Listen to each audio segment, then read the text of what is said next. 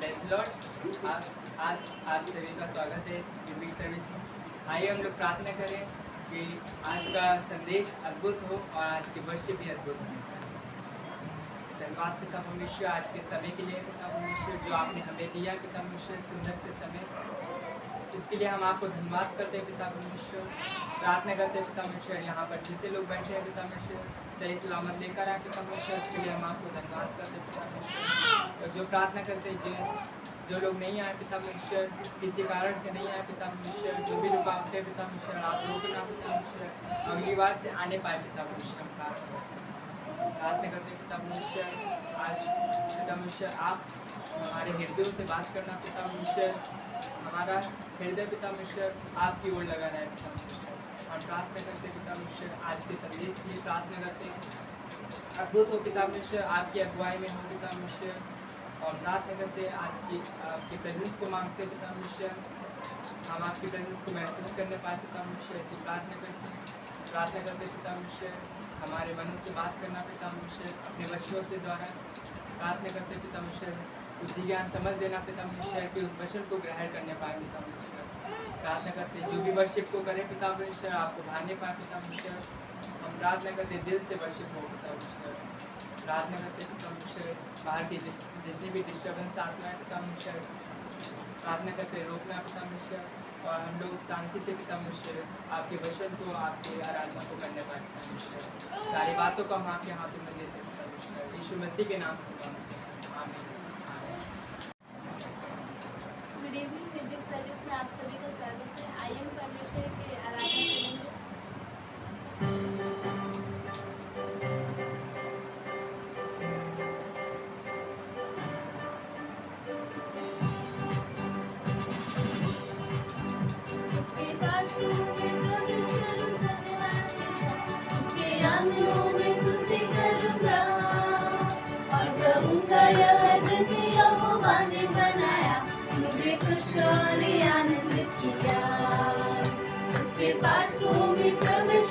धन्यवाद के साथ उसके आंगनों में स्तुति करूंगा और कहूंगा यह दिन यहोवा ने बनाया, मुझे खुश और आनंद किया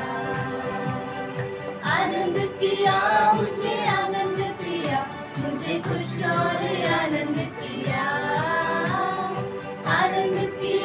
उसने आनंद किया, मुझे खुश और आनंद किया।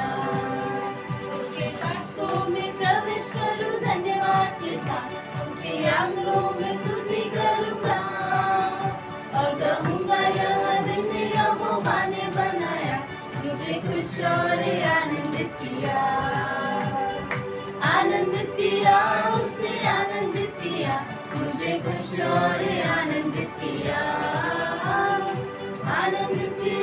उसने आनंदित किया, मुझे खुश और आनंदित किया।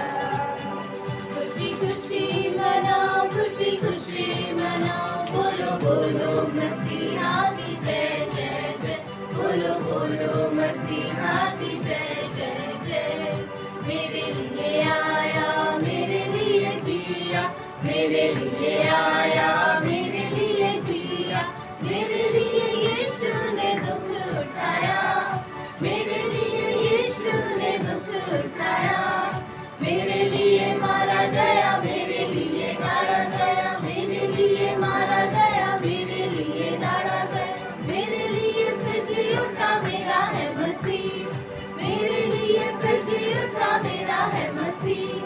मैं मसीह का हूँ, हम मसीह के हैं, खुशी खुशी मनाओ, खुशी खुशी मनाओ, बोलो बोलो मसीहा की जय जय जय, बोलो बोलो मसीहा की जय जय जय।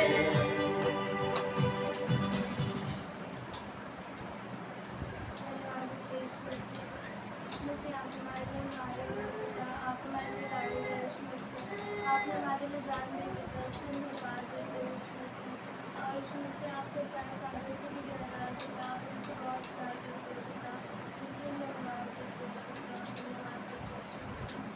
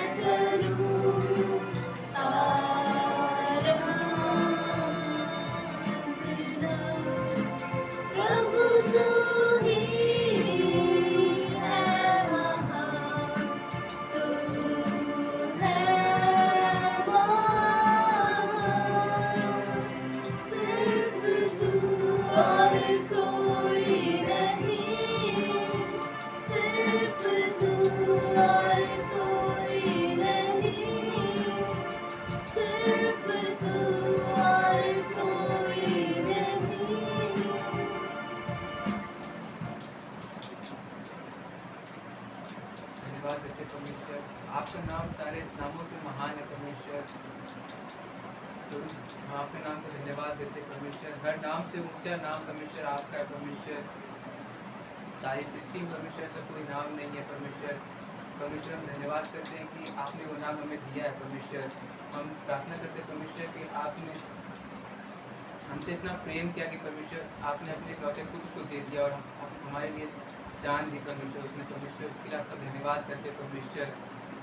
और हम धन्यवाद करते परमेश्वर कि आपने हमें संभाला परमेश्वर, अपने संतान बनाए परमेश्वर।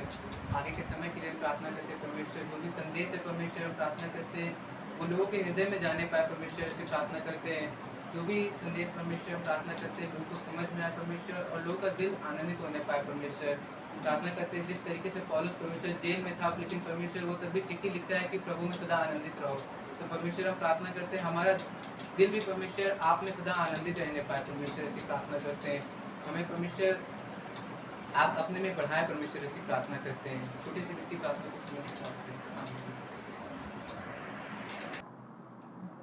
परमेश्वर का धन्यवाद आज के दिन के लिए।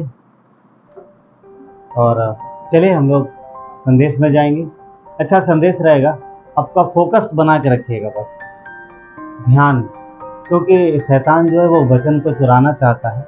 और इसलिए वो पता है क्या करेगा, इसलिए वो कोशिश करेगा हमारा ध्यान इधर उधर जाए। तो ध्यान को बना के रखना।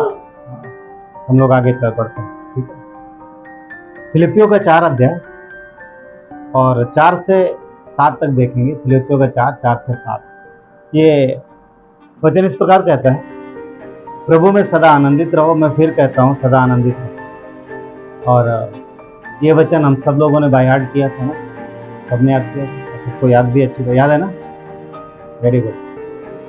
और वचन 5 कहता है कि तुम्हारी कोमलता सब मनुष्यों पर प्रकट हो, प्रभु निकट है। 4 में कह रहा है कि सदा आनंदित रहो। तो ये नहीं कह रहा कि जब तुम्हारे जीवन में सब अच्छा हो तब आनंदित हो। वचन इस प्रकार नहीं बोल रहा कि तुम्हारी लॉटरी लग जाए तब आनंदित हो, या फिर तुम्हें बहुत सारी चीजें कुछ मिल जाए तब आनंदित हो। बर्थडे पर आनंदित हो, मैरिज एनिवर्सरी में आनंदित हो, हाँ कहीं शादी ब्याह पार्टी में जाओ तब आनंदित हो, ऐसा नहीं बोलता। एवरी टाइम, हर समय आनंदित रहो। आगे किसी भी बात की चिंता मत करो, क्योंकि आगे लिखा किसी भी बात की चिंता मत करो, परंतु हर बात में तुम्हारे निवेदन, प्रार्थना और विनती के द्वारा धन्यवाद के साथ परमेश्वर के सम्मुख उपस्थित किए जाएं। तो बोलता है कि किसी बात की चिंता मत करो। चिंता करेंगे तो क्या होगा, फिर दुखी रहेंगे। चिंता करेंगे तो दुखी रहेंगे, परेशान होंगे, फिर खुश नहीं रह पाएंगे। वचन 7, तब परमेश्वर की शांति जो सारी समझ से परे है, परमेश्वर की शांति जो लिखा है कि परमेश्वर हमें शांति देता है, पर एक बात और उसके आगे लिखी हुई है कि जो सारी समझ से परे है, यानी इंसानी समझ से परे है परमेश्वर की शांति।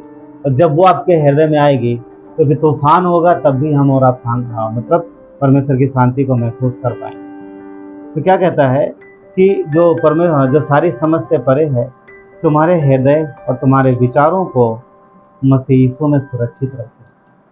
तो जो परमेश्वर की शांति है वो हमें सुरक्षा दे, ताकि हम आनंदित रहें, ताकि हम खुश रह सकें। तो एक प्रश्न है आज के शाम में, क्या आप खुश हैं? कितने लोग खुश हैं? हाथ ऊपर।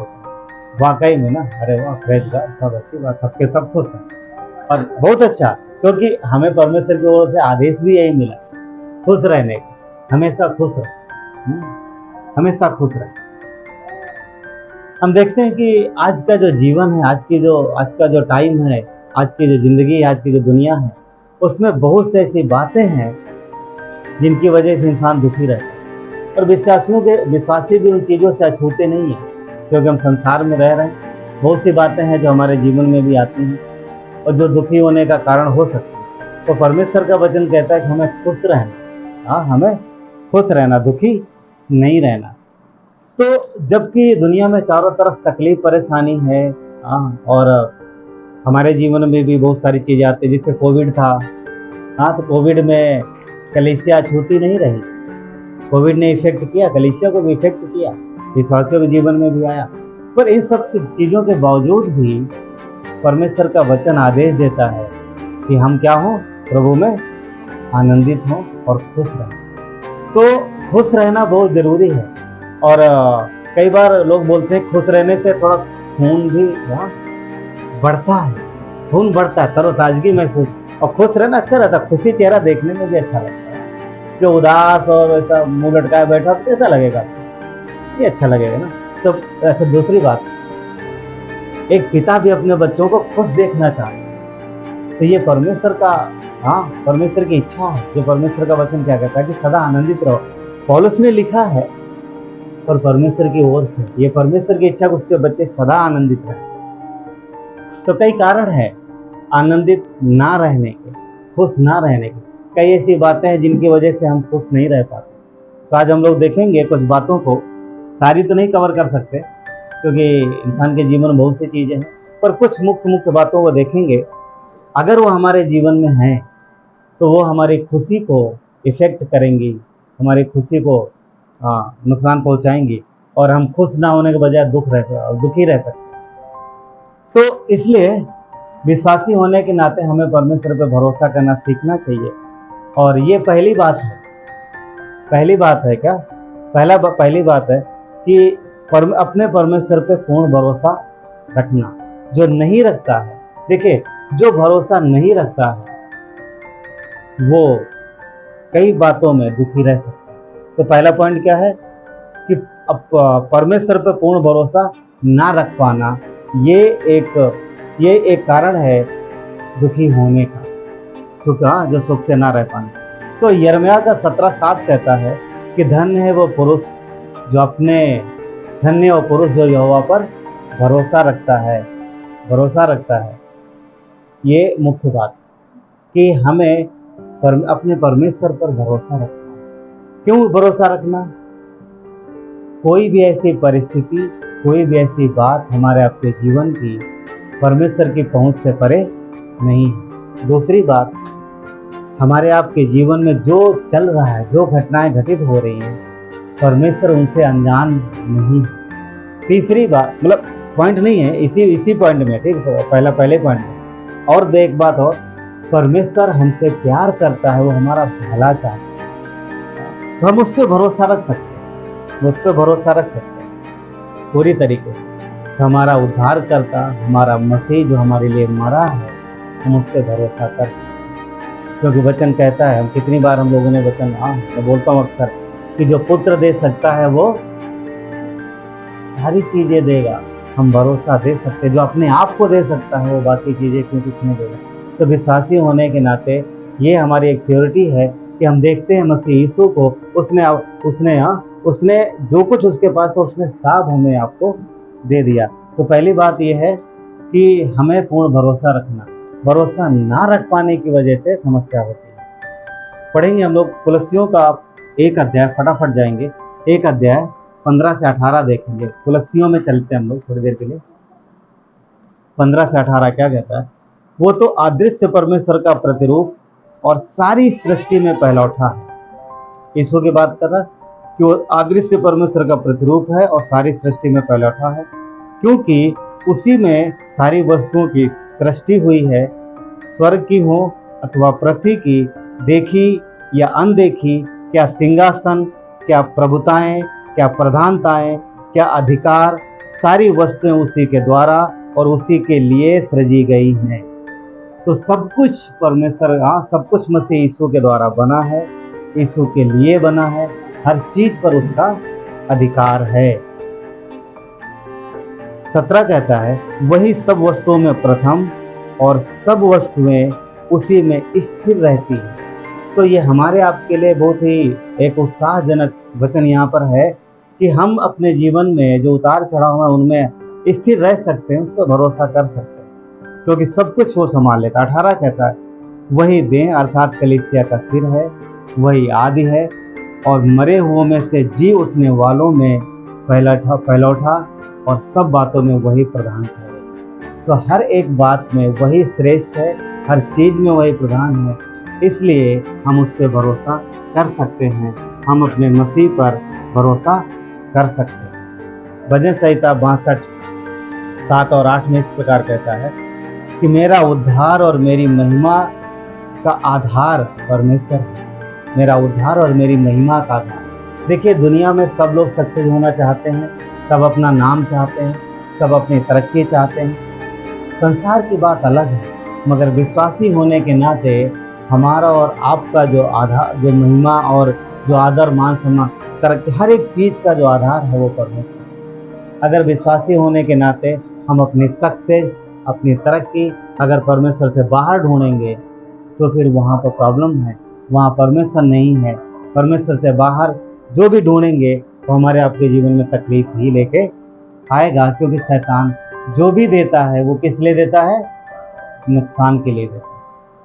कई बार लगता है उसने बहुत कुछ दिया, परंतु उसका मेन उद्देश्य होता है कि हमारे जीवन को कष्टमय बनाए। ठीक है, आगे कहता है वचन में कि मेरी चट्टान मेरा शरण स्थान है, परमेश्वर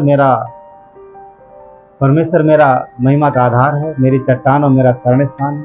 वचन 8, हे लोगों, हर समय उस पर भरोसा रखो, उससे अपने मन की बात खोल कर कहो। ये कितनी अच्छी बात है कि हम अपने परमेश्वर को सब कुछ बता सकते हैं और वो हमारी सुनता है।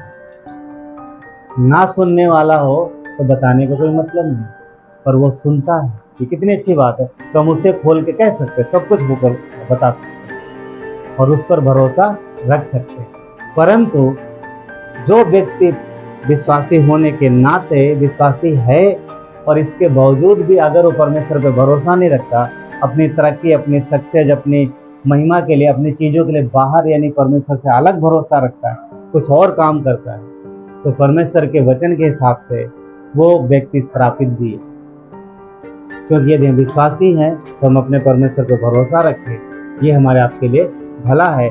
पर अगर विश्वास नहीं रखते हैं, 13:17-5 कहता है कि श्रापित है वो पुरुष जो मनुष्य पर भरोसा रखता है और उसका सहारा लेता है, जिसका मन परमेश्वर से भटक गया।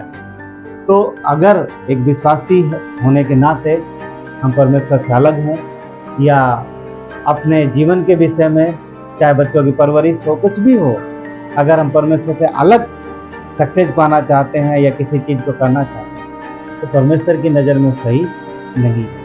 तो पहली बात क्या है? खुश रहने की। अगर हम खुश रहना चाहते हैं तो पूर्ण रूप से भरोसा रखें। ये वही बात है जब यीशु ने बोला कि अपना बोझ मुझे दो, तो जो बोझ दे देगा वो रिलैक्स रहे। जब तक बोझ आपके सर पे है तब तक आप दबाव को, प्रेशर को महसूस करो और आप चिंता में भी रहो। पर जब आपके पास वो बोझ है ही नहीं, उतर गया, तो चिंता क्यों करोगे? एग्जाम के बाद कौन बच्चे चिंता करते हैं? हाँ, आखिरी पेपर हो गया तो क्या बच्चों के चेहरे पर देखने वाला होता है? हाँ, जो चेहरे पर जो होता है, क्या खुशी रहती है, ऐसा लग रहा बड़ा सा बोझ उतर गया। तो जब तक बोझ है तब तक प्रेशर रहता है, राइट। दूसरी बात जो है वो है नकारात्मकता। दूसरा पॉइंट, जल्दी जल्दी जाएंगे हम लोग, कई पॉइंट।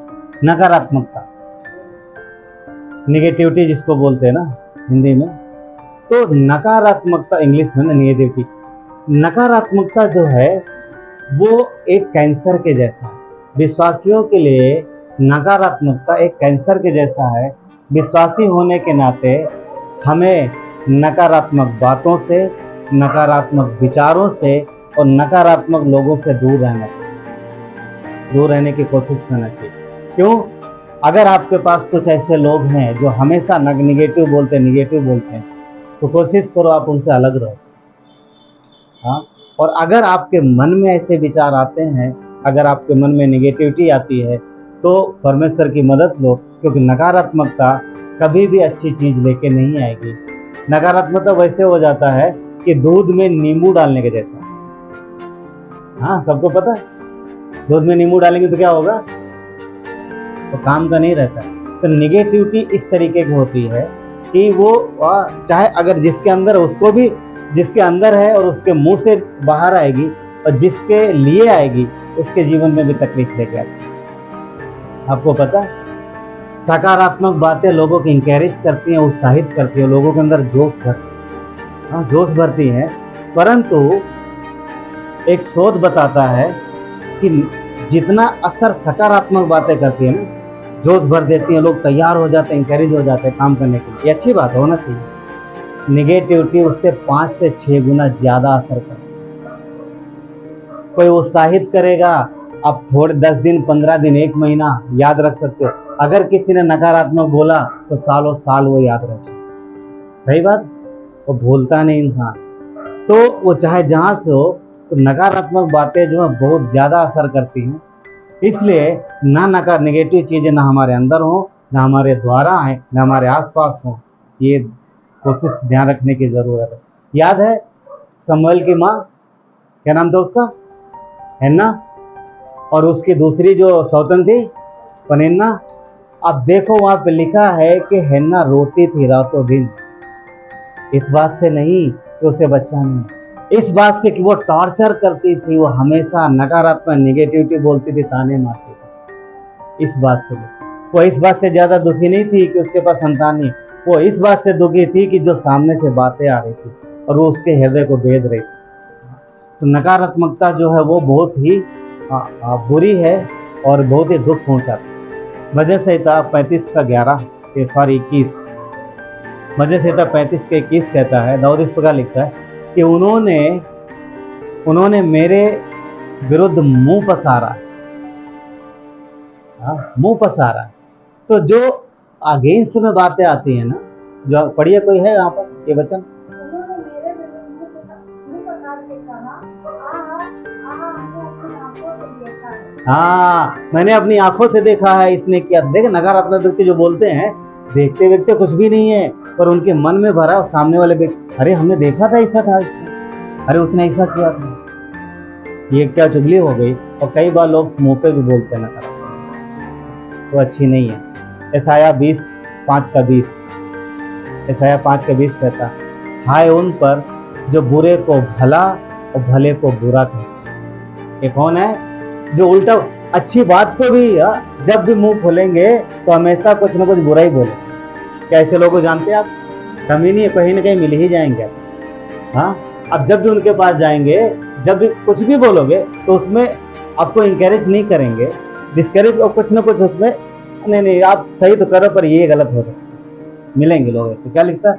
हाय उन पर जो बुरे को भला और भले को बुरा कहते हैं, जो अंधियारे को उजियाला और उजियाले को अंधियारा कहते हैं, अंधियारा ठहराते हैं, और कड़वे को मीठा और मीठे को कड़वा मानते। तो परमेश्वर ऐसे लोगों को, ऐसे लोग उसे पसंद नहीं है। और हमें और आपको, हमसे और आपसे भी चाहता है विश्वासी होने के नाते कि ना तो हमारे अंदर कड़वाहट रहे, ना कड़वाहट निकले, ना हम ऐसे लोगों के पास आसपास रहें, क्योंकि नकारात्मकता जहर के जैसा है। और अगर विश्वासी होने के नाते ऐसा हमारा स्वभाव है तो हमें सुधरने की आवश्यकता है, आपको सुधरने की आवश्यकता है। क्योंकि सबोपदेशक 12:14 क्या कहता है?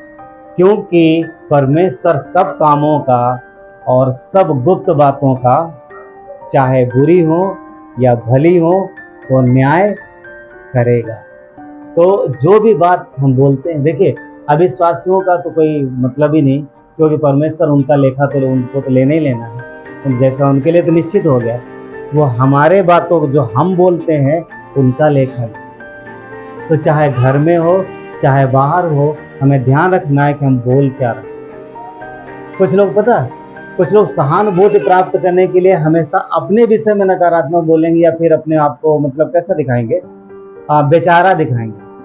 कभी ऐसा करने की जरूरत नहीं है, क्योंकि हमारे शब्द जो परमेश्वर सुनता है, दुष्ट आत्माएं भी सुनती हैं। तो बेचारा महसूस मत कराओ। क्यों? क्योंकि हम बेचारे हैं नहीं, हम राजाओं के राजा की संतान।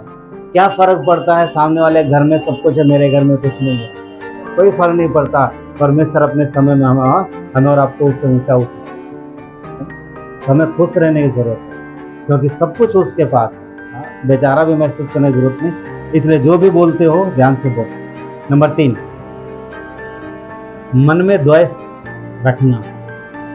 अगर मन में द्वेष है तो इंसान पूर्ण खुशी का अनुभव नहीं करता, चाहे किसी के भी प्रति।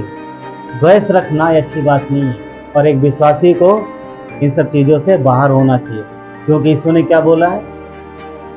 अगर तेरे भाई के मन में कुछ है, क्या बोलता है? तेरे भाई के मन में, तेरे मन में नहीं है। हम तो साफ है, एकदम नहा दो, एकदम सुथरे, साफ सुथरा। नहाने मतलब अंदर सब क्लीन।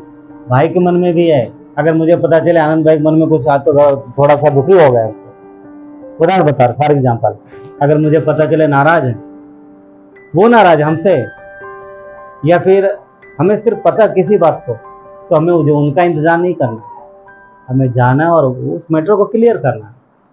नहीं तो दूसरी, ये तो क्या नाराजगी बात होगी, द्वेष अलग होता है, हम सब जानते हैं इस विषय में। द्वेष अंदर रहता, बाहर से ऊपर से मुखौटा रहता, ऊपर से एक अच्छा चेहरा रहता।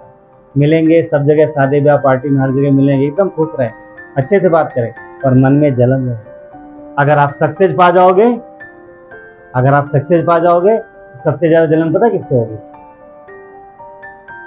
आपके पड़ोसी को और आपके कलीग जो होंगे आसपास, सबसे ज्यादा जलन उनको होती है।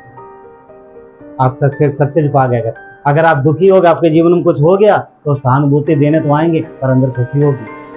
समझ पा रहे? सहानुभूति देने आएंगे पर अंदर अंदर खुश रहेगा, बढ़िया होगा। पर जो अच्छे हैं वो नहीं, आप फिक्र मन करें। सबसे ज्यादा अगर आपकी खुशी में प्रसन्न होते हैं तो आपके अपने ही घर के लोग, आपके माता पिता, आपके भाई बहन, वही सबसे ज्यादा खुश होता है, बाकी और कोई नहीं। तो द्वेष नहीं रखना किसी के मन का, किसी के प्रति, क्योंकि द्वेष अच्छी बात नहीं। वो कहाँ से आ रहा? अब पढ़ोगे तो ये उसमें है, सांसारिक बुरे कामों में, जो परमेश्वर का वचन कहता है। गलातियों में अगर आप देखो, गलातियों 5:19 में, तो यहाँ पर क्या कह रहा है? ये बुरे कामों में, ये सब बुरे कामों में आता है। नीति वचन 23:6 कहता है, जो डाह से देखता है उसकी रोटी ना खाना। परमेश्वर ने क्लियर बोला है कि जो डाह रखता है, जो डाह करता है, उसकी रोटी ना खाना। इसका मीनिंग क्या होता है? चलो उससे थोड़ा दूर ही रहो। क्यों? क्योंकि उसके मन में जो भरा है वो आपके जीवन को तकलीफ देगा। नंबर 4,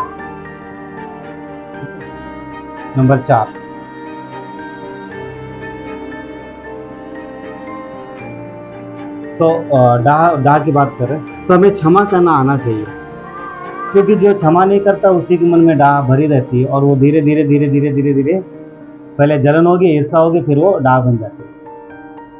एंड आगे नंबर 4, ये वो बातें हैं जो हम लोग सीख रहे हैं आज, ये हमारे जीवन की, जो अक्सर हमारे जीवन में रहती हैं, किसी न किसी के जीवन। सारे बातें मैं ये नहीं कह रहा हूँ कि हर एक पॉइंट आप सबके जीवन में है, मगर कहीं ना कहीं हम जरूर कहीं ना कहीं छूते जाएंगे इन सब चीज़ों से। अगली जो बात है वो है हर छोटी छोटी बात पर बहुत गहराई से सोचना या डिटेल में सोचना। ये चौथी बात, डिटेल में सोचना। कुछ लोग ऐसे होते हैं जो बारीक से बारीक बातों में डिटेल से सोचेंगे, ये कैसे, ये नहीं होना चाहिए, ये नहीं होना चाहिए, अगर ऐसा हो गया तो, अगर वैसा, तो ये खतरनाक है।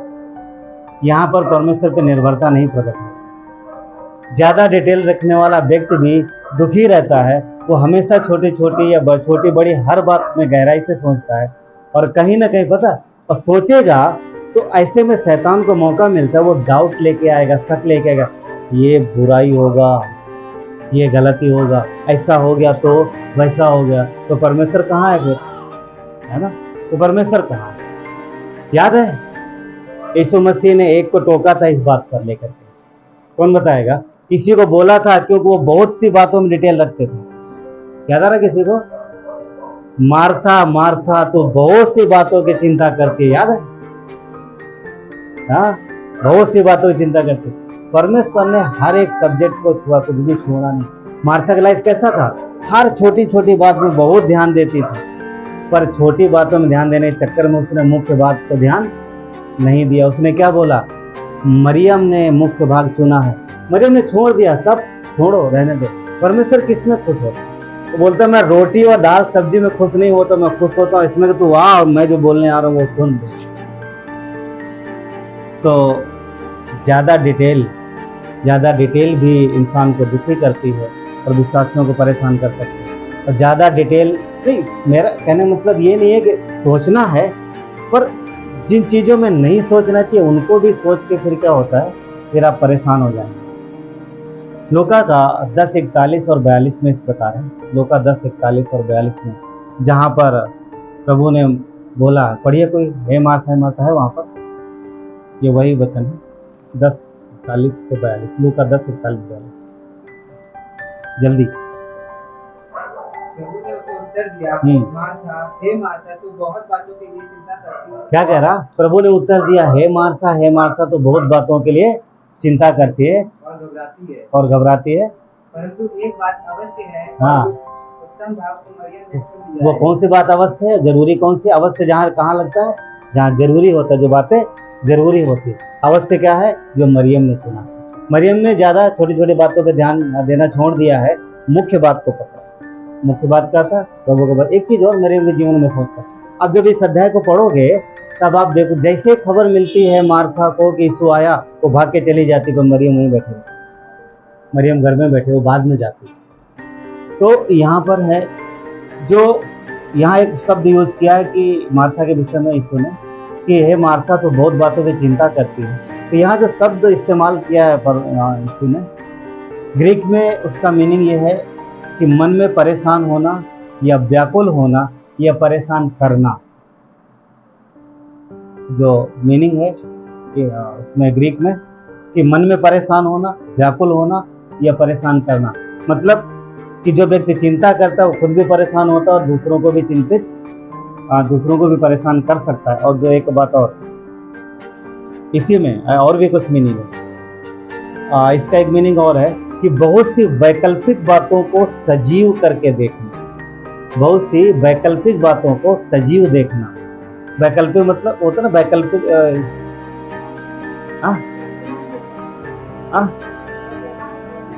काल्पनिक है, वैकल्पिक उधर प्रश्न उत्तर में आता है, जिसे वैकल्पिक, विकल्प चुनो, विकल्प।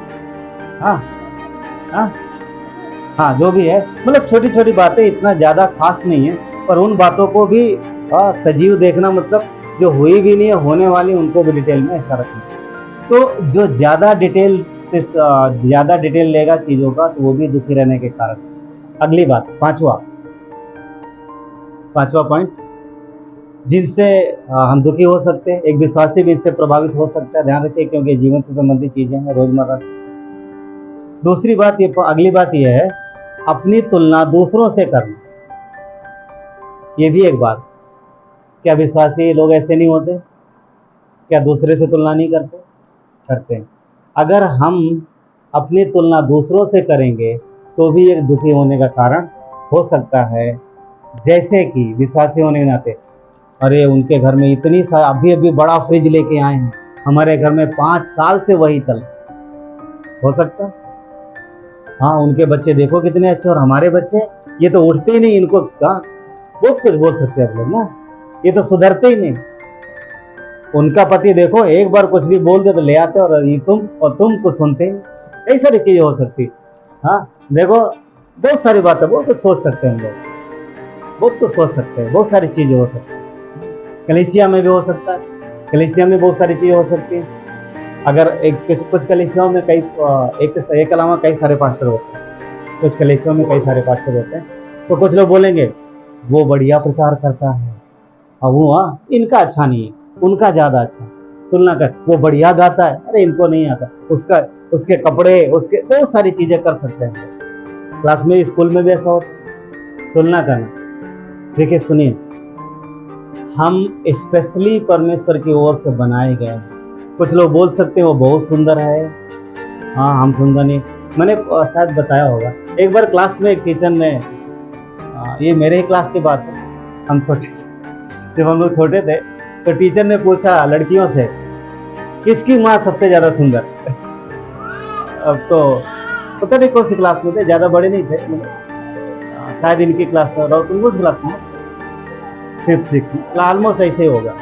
तो लड़के बोलती इसकी मम्मी ज्यादा सुंदर है, बोलती सबसे ज्यादा इसकी मम्मी सुंदर।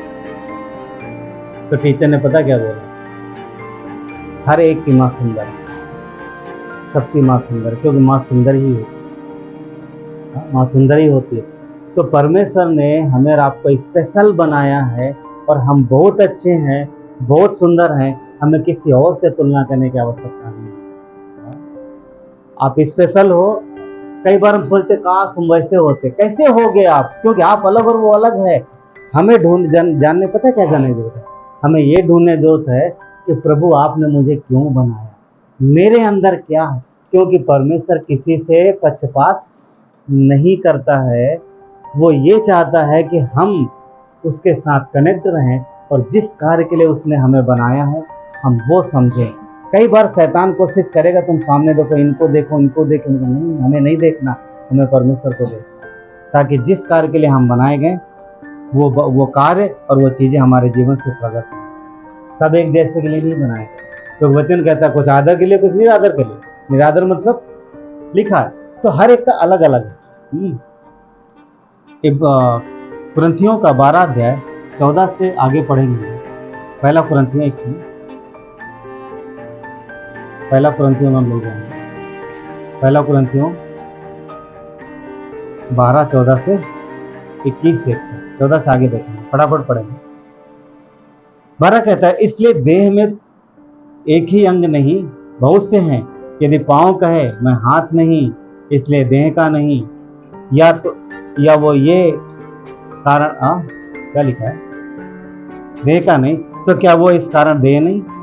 यदि कान कहे मैं आँख नहीं, इसलिए देह का नहीं, तो क्या इस कारण वो देह का नहीं? 17 यदि सारी देह आँखें होती तो सुनना कहाँ से होता? यदि सारी देह कान होती तो सूंघना कहाँ से होता?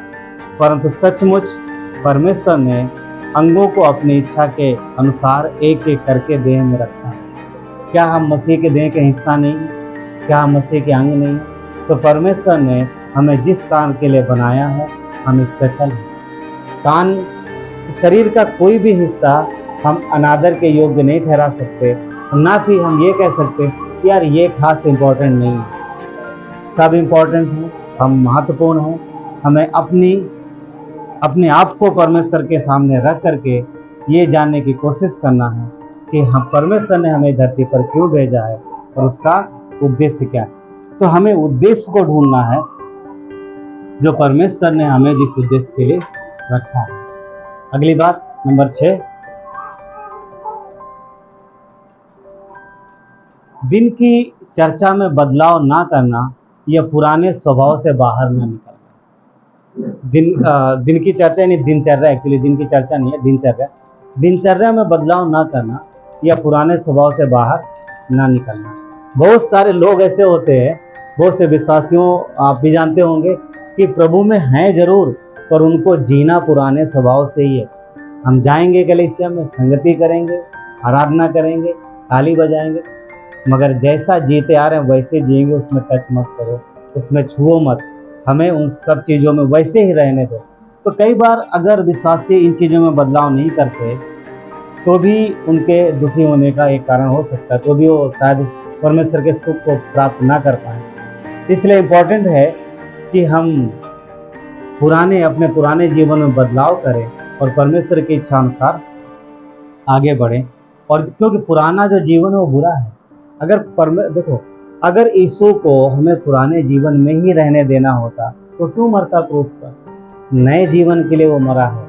यिर्मयाह 17:25 कहता है, ए पार्ट कहता है, पहला हिस्सा, कि अपने अपने बुरे चाल से और अपने अपने बुरे कामों से फिरो। तो जो हमारे स्वाभाविक जो पुरानी आदतें हैं हमें उनसे बाहर निकलना है और ये जरूरी है। दूसरा कुरिन्थियों का 5:17 कहता है, इसलिए यदि कोई मसीह में है तो क्या है, वो नई सृष्टि है। तो अगर हम अपनी दिनचर्या में बदलाव नहीं कर रहे हैं, अगर अपने पुराने स्वभाव में हम नया स्वभाव ऐड नहीं कर रहे हैं, नई बातें नहीं सीख रहे हैं, तो फिर दुखी हो सकते हैं, फिर सुख दूर हो सकता है कई सारे कारणों। तो ज़रूरी है अगर सुखी रहना है तो इन चीज़ों में बदलाव करने की आवश्यकता है। नंबर 7, ये इम्पोर्टेंट पॉइंट है सारे। नंबर 7 ये है कि महत्वपूर्ण बातों को टालना या फिर महत्वपूर्ण बातों की ओर ध्यान न देना। जो जरूरी बातें हैं हमारे जीवन में, कई बार हम उन पर ध्यान नहीं देते, कई बार छोटी छोटी चीज़ें करते रहते हैं, तो छोटी छोटी चीज़ों में समय निकल जाता है। तो परमेश्वर की इच्छा है कि महत्वपूर्ण बातों पर ध्यान दिया जाए और महत्वपूर्ण बातें पहले की जाएं, तो छोटी छोटी बातें बाद में की जाए। हागे की किताब में यदि आप पढ़ोगे तो वहाँ पर परमेश्वर अपने लोगों को डांट मारता है। चलिए चलते हैं हागे की पुस्तक में। हागे की पुस्तक अध्याय 1,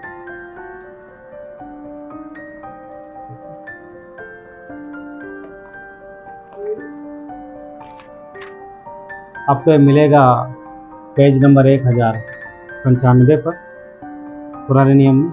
आगे की पुस्तक अध्याय 1 वचन 2 से देखेंगे। यहाँ पर क्या लिखा है देखो, सेनाओं का यहोवा यूं कहता है कि ये लोग कहते हैं कि यहोवा का भवन बनाने का समय नहीं आया। परमेश्वर यहाँ पर इनको डांट लगा रहा है, क्योंकि ये वो लोग हैं जो अन्य कामों में बिजी हैं, अन्य कामों में व्यस्त हैं, परंतु जो मुख्य काम है उसमें ध्यान नहीं दे रहे। सोचो, सुनो, एक यहूदी के लिए उसके जीवन में आराधना और आराधना का स्थान होना बहुत जरूरी है, क्योंकि परमेश्वर ने उन्हें क्या बोला था कि उनके जीवन में सबसे महत्वपूर्ण काम है परमेश्वर, उसकी आराधना करना, उसको महिमा देना। तो यहाँ पर आगे की पुस्तक में परमेश्वर कहता है, वचन 2 से आगे देखते हैं कि सेनाओं का यहोवा यूं कहता है, ये लोग कहते हैं यहोवा का भवन बनाने का समय नहीं आया। फिर यहोवा का वचन आगे लिखा है, फिर यहोवा का वचन आगे भविष्यवक्ता के द्वारा पहुंचा। वचन 4, क्या तुम्हारे लिए अपने छत वालों घरों में रहने का समय, जबकि ये भवन उजाड़ पड़ा है? परमेश्वर कह रहा, देखिए वो अपने कामों में लगे हुए थे और परमेश्वर के भवन की ओर ध्यान नहीं दे रहे थे, जबकि परमेश्वर कह रहा था कि ये इम्पोर्टेंट है, पहले इसको बनाओ, पहले मेरे भवन को बनाओ, ताकि तुम मेरे पास आराधना के लिए, प्रार्थना के लिए और मुझसे मांगने और सुनने के लिए आ। क्यों? क्योंकि जब आराधना नहीं, देखिए सुनिए, आज हमारे आपके जीवन पता क्या हो सकता है? आराधना का भवन पता। आज हम भवन बनाने नहीं जाते, हम खुद भवन हैं। एक स्थान, एक समय होना चाहिए। अगर विश्वासी होने के नाते अन्य चीजों में हम व्यस्त हैं, ये काम वो काम, इन सारी चीजों में व्यस्त हैं, और मुख्य जो परमेश्वर है अगर हम उससे दूर हैं, हम उसको महत्व नहीं दे रहे हैं, तो परमेश्वर कह रहा है कि तुम महत्वपूर्ण भाग खो रहे हो, महत्वपूर्ण भाग खो रहे हो। मार्था ने क्या चुना? बाकी चीजें, पर मरियम ने क्या चुना? इंपॉर्टेंट हिस्सा। तो विश्वासी होने के नाते हमें अपने परमेश्वर के पास जाना है और उसके निकट बैठना है। और ये लोग यहाँ पे नहीं करें, क्योंकि भवनी तो आराधना कहाँ करेंगे आगे। और ये देखिए, ये बहुत सी चीजों के पीछे भाग रहे थे, अपने घर की चीजों के लिए, बहुत सारी चीजों के लिए, पैसा हो, धन हो, कपड़े हो, बहुत कुछ हो, मगर परमेश्वर इनको बताना चाह रहा था, यदि तुम मेरे पास आओगे, मेरे पास बैठोगे, आराधना और प्रार्थना के अनुसार चलोगे, तो तुम्हारे जीवन में सारी चीजें होंगी, जो जिन चीजों को तुम ढूंढ रहे हो वो भी होंगे। वचन 5 क्या कहता है? ओके, हाँ, 4 से पढ़ेंगे। क्या तुम्हारे लिए अपने छत वाले घरों में रहने का समय है, जबकि ये भवन उजाड़ पड़ा?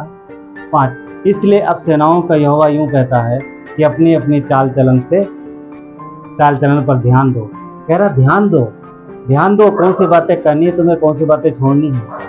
तुमने बहुत बोया परंतु बहुत काटा, तुम खाते हो पर पेट नहीं भरता, तुम पीते हो पर प्यास नहीं बुझती, तुम कपड़े पहनते हो परंतु गरमाते नहीं। जो मजदूरी कमाता है वो अपनी मजदूरी को छेद वाली थैली में रखता है। इसलिए सेनाओं का यहोवा तुमसे यूं कहता है, अपने चाल चलन पर सोचो। तो जो मुख्य बातें हैं, जो इंपॉर्टेंट बातें हैं, वो लोग यहाँ पर ये छोड़ रहे थे, भूल गए थे। वचन 8 कहता है, पहाड़ पे चढ़ जाओ, लकड़ी ले आओ और इस भवन को बनाओ। पहाड़ पे चढ़ जाओ, लकड़ी ले आओ और इस भवन को बनाओ।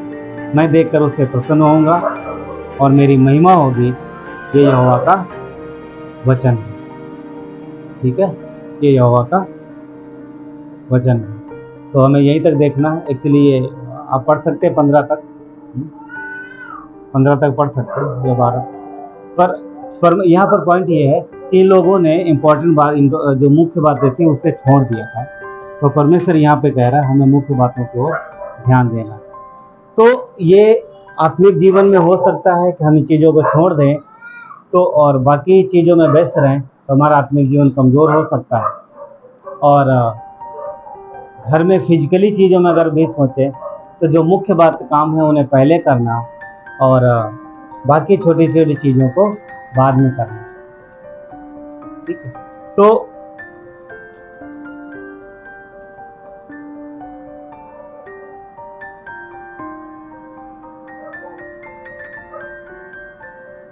हम लोग मैंने वचन कौन सा पढ़ा? पहला कुरिन्थियों का नहीं, आगे पढ़ो, ठीक है, पर और पेज पलट गया मेरा। तो परमेश्वर का वचन यहाँ पे कह रहा है कि हमें मुख्य बातों को ध्यान देना। कि इजरायली ऐसा कर रहे थे, परमेश्वर इसलिए उन्हें ताने मारा। तो हमारे आपके लिए जरूरी है कि विश्वासियों को सबसे पहले अपने रिश्ते परमेश्वर के साथ सुधारना है और परमेश्वर पर, उसके बातों पर महत्व देना है।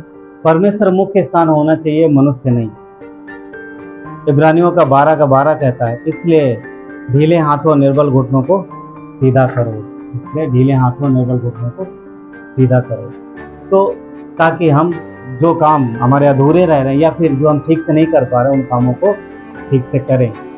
और पॉइंट 8 ये आखिरी है, और ये है, ये आखिरी पॉइंट है, और ये है कि व्यक्तिगत आत्मिक देखभाल पे ध्यान ना दें, जिसके विषय में थोड़ा हम लोगों ने भी साथ में भी कवर किया।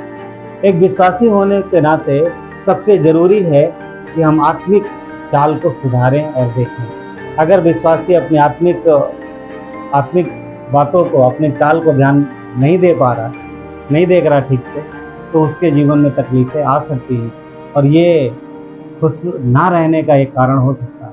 क्योंकि विश्वासी अगर इन चीज़ों को नहीं समझ रहा, नहीं ध्यान दे पा रहा, तो उसके जीवन में समस्याएं आएंगी।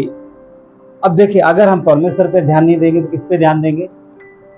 परमेश्वर से बाहर ध्यान देंगे, तो वहाँ फिर समस्या है। वजह से 37:4 क्या कहता है कि यहोवा को अपने सुख का मूल जान, वही तेरे मनोरथों को पूरा करेगा। तो हमें फुली निर्भर होना है परमेश्वर पे, सारी चीज़ों पे ध्यान देते हुए परमेश्वर को ही ऊंचा उठाना है, उसी पे निर्भर रहना। वजह से 36:8 कहता है कि वो तेरे भवन को चिकने भोजन से तेरे भवन को, पढ़िए जरा इसको, भजन संहिता 36:8। वे तेरे भवन के चिकने भोजन से तृप्त होंगे और तू अपनी सुख की नदी में से उन्हें पिलाएगा। हाँ, वो तेरे भवन के चिकने भोजन से तृप्त होंगे और तू उन्हें क्या कहता है? अपनी सुख की नदी में से पिलाएगा। तो हमें सुख की नदी से पिलाएगा जब हम उस पर निर्भर होना और उसकी सुनना और उसके अनुसार चलना सीख जाएंगे। पहला थिस्सलुनीकियों 2:12 क्या कहता है कि तुम्हारा चाल चलन परमेश्वर के योग्य हो, जो तुम्हें अपने राज्य में महिमा के लिए बुलाता है। तो उसने हमें महिमा और आदर के लिए बुलाया, इसलिए कहता है कि हमारा जो चाल चलन, हमारा जो जीवन है, व्यक्तिगत जो जीवन है, वो परमेश्वर की इच्छानुसार है। तो विश्वासी होने के नाते हमें इन चीज़ों पर ध्यान देने की आवश्यकता है। यदि हम ध्यान देंगे तो हम सुखी रह पाएंगे, काफ़ी हद तक हम सुखी रह सकते हैं। और यदि अगर इन चीज़ों में और भी कई सारी चीज़ें हैं, परंतु वो आगे देख सकते हैं फिर कभी, तो इसलिए ये चीज़ें इंपॉर्टेंट।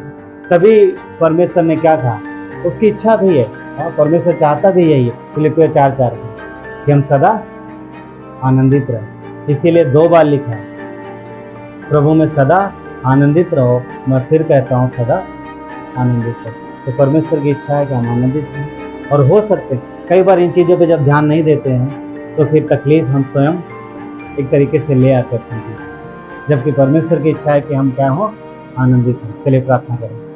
प्यारे परमेश्वर, धन्यवाद देते हैं आपकी दया और कृपा के लिए परमेश्वर, आपकी महिमा हो। धन्यवाद देते हैं सारी बातों के लिए परमेश्वर जो आपने हमें सिखाई आज। प्रभु, हमें आप पे भरोसा रखना है, नेगेटिविटी दूर रहे परमेश्वर। तुलना भी अच्छी नहीं है क्योंकि आपने हमें स्पेशल बनाया है परमेश्वर। प्रभु यीशु, आप हमारे लिए मरे हो क्रूस पर, आपने हमारे लिए जान दिया। तो हमें दूसरों की चीज़ों को देख करके दुखी भी नहीं होना, द्वेष ही एक सब कुछ रखने की जरूरत नहीं है, क्योंकि परमेश्वर आपने हमें क्षमा किया, आपने हमें माफ़ किया। प्रभु, हम भी माफ़ करेंगे और आपको देखें। धन्यवाद परमेश्वर, सारी चीज़ें आप संभालते हो, आप हमारे जीवन को बेहतर, क्योंकि मनुष्य होने के नाते हम अपने जीवन में सोच तो सकते हैं, चिंता कर सकते हैं, पर कुछ बदल नहीं सकते। आपने कहा है कि तुम चिंता करके अपने जीवन में एक बाल को भी काले से सफेद से काला नहीं कर सकते। तो परमेश्वर, उसने कहा तुम कुछ नहीं कर सकते। यीशु ने यूहन्ना 15 में कहा है कि मुझसे अलग होके तुम कुछ नहीं कर सकते। प्रभु, हम आपके साथ ही रह करके सब कुछ करते। धन्यवाद परमेश्वर, आपने हमारे लिए जान दी, आपने हमारे लिए इंतजाम किया। क्रूस पर जो आपका दर्द है प्रभु, वो हमारे लिए, ताकि हम कष्टों से छूटे और हमारा जीवन आनंद से जाए। धन्यवाद देते सारी बातों के लिए। आपकी महिमा होती है, सारा आदर गौरव महिमा आपको देते हैं। धन्यवाद के साथ सारी प्रार्थना विनती उद्धार करता परमेश्वर पुत्र यीशु मसीह के नाम में।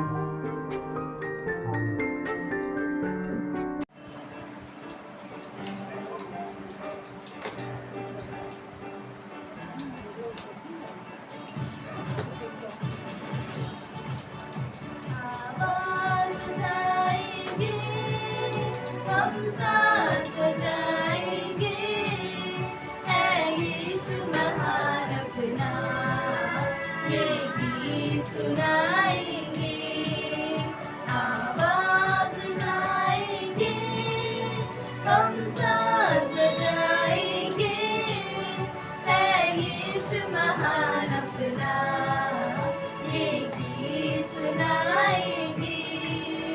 संसार की सुंदरता में है रूप जो तेरा ही, इन चांद सितारों में है अश्क जो तेरा ही।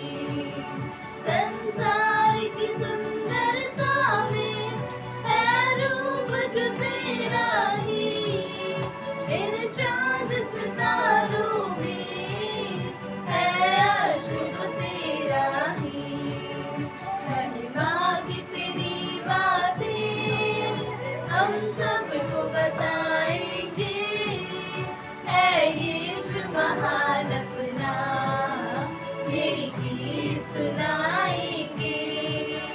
आवाज उठाएंगे, हम साथ बजाएंगे, है यीशु महान अपना, ये गीत सुनाएंगे।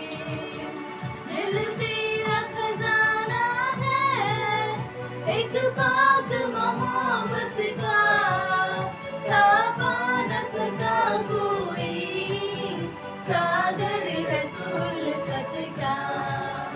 दिल तेरा खजाना है, एक बाग मोहब्बत का, तापा न सका कोई, सागर है उल्फत का।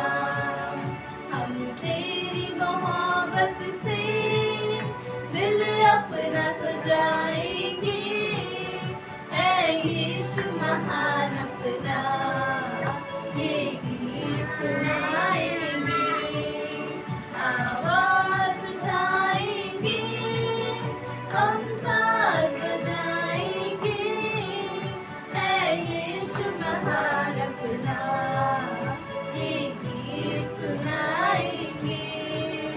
ना देख सका हमको तू पाप के सागर में, और बन के मनुष्य आया आकाश से सागर में।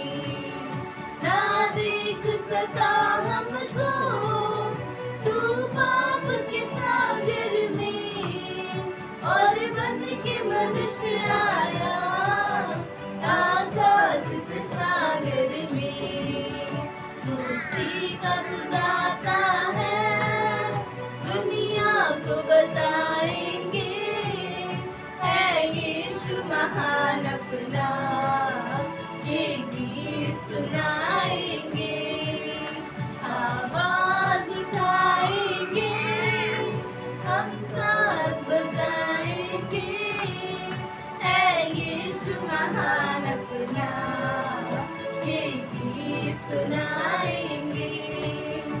आवाज उठाएंगे, हम साथ बजाएंगे, है यीशु महान अपना, ये गीत सुनाएंगे।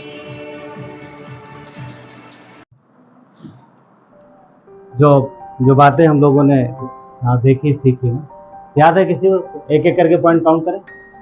पहला क्या था? परमेश्वर पे। दूसरा नेगेटिविटी, नकारात्मक। तीसरा द्वेष ना रखना। वेरी गुड, द्वेष ना रखना। चौथा ज्यादा डिटेल ना। हाँ हाँ। और चौथी हाँ क्या चीज? पुराना चीज है। हाँ नहीं ओके। चौथी बात थी, आगे अगली बात ये थी कि जो हमारा लाइफ है ना, हमारा जो दिनचर्या, पुराने स्वभाव से बाहर आना। और अगला कितने हो गए? हाँ 8 थे। और एक दूसरे तुलना न करना। हाँ देख के बोल लो। हाँ ठीक है। तो और आखिरी क्या था?